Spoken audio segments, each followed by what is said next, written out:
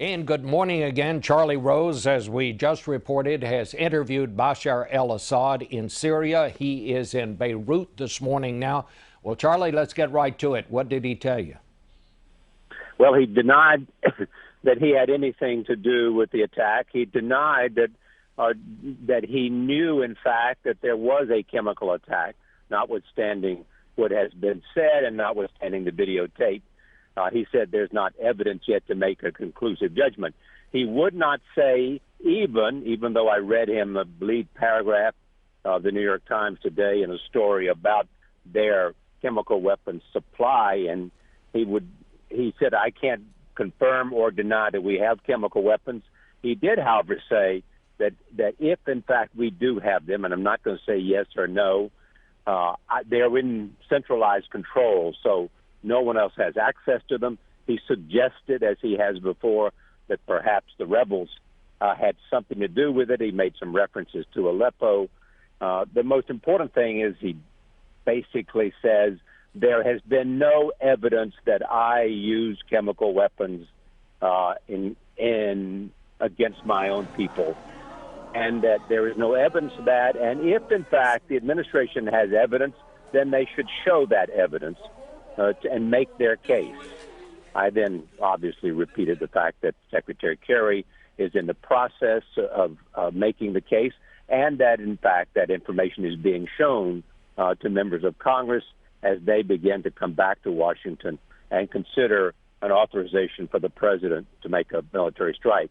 He said that he did not necessarily know whether there was going to be a strike, obviously, that they were as prepared as they could be for a strike. He said suggested there would be, among people that are aligned with him, some kind of retaliation if a strike was made, that would be, what would be, but he would not even talk about any kind of the nature of the response.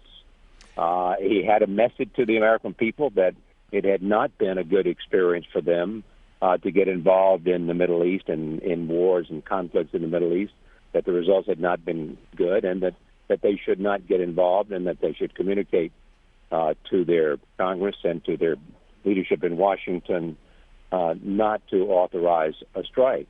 Well, Charlie, did he seem resigned to the fact that the United States is probably going to attack, or did he predict that Congress wouldn't approve this? Did you get any kind of sense of what he thinks is going to happen next? Bob, that was the very first question I asked. Do you expect an attack? He said, I don't know. He said, we're prepared as best we can. He did not say that he assumed that there would be an attack in Syria because of the chemical weapons. I also pursued the question of whether there was anything that he was prepared to do to stop the attack. For example, to give up chemical weapons, if that would stop the attack. I also raised the question with him that did he fear that if there was an attack, it would degrade his own military and therefore make it more likely that it might tip the balance. He's very, very concerned about that as an issue. He talked about his father and the lessons he had learned from his father, that war was ruthless, and that after Hama, his father went all out to destroy, at that time, the Muslim Brotherhood. So he was calm. He knew the situation he was in. In fact, Damascus seemed relatively calm, the places that I was today. But there is a clear sense that they are closely watching what is happening in Washington. I think the reason they did this interview today, we've been trying for a long time, but did it today because they're watching what happens in Washington.